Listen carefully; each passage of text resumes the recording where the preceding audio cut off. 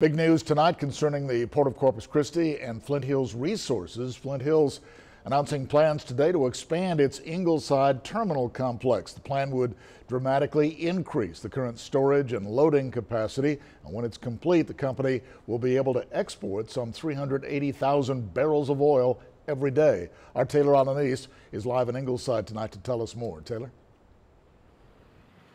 Yeah, Joe, Flint Hills officials say with all of the pipeline projects in the works, they are getting their storage terminal ready for all the crude oil that is coming our way. Now, the oil and gas industry is booming, especially in the Permian Basin, and they plan on building connections to the crude pipelines there. Flint Hills officials say it is important to follow suit like other companies and do their best to prepare for it. Currently, the Ingleside terminal has 2 docks and is in talks to build a 3rd.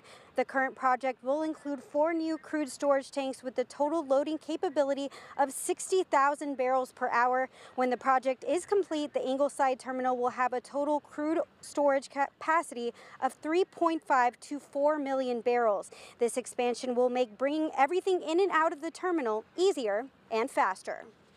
And we have a tremendous location advantage here in the Corpus area. We're being so close to the oil fields. And so it's a tremendous advantage to be able to bring the product down here to the Corpus area, and then we can do with it whatever it is that they want us to do.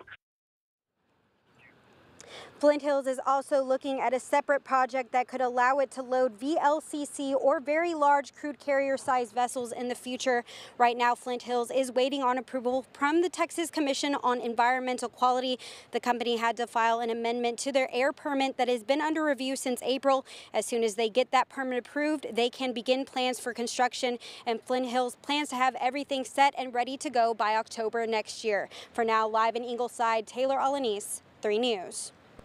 All right, Taylor, thank you. Live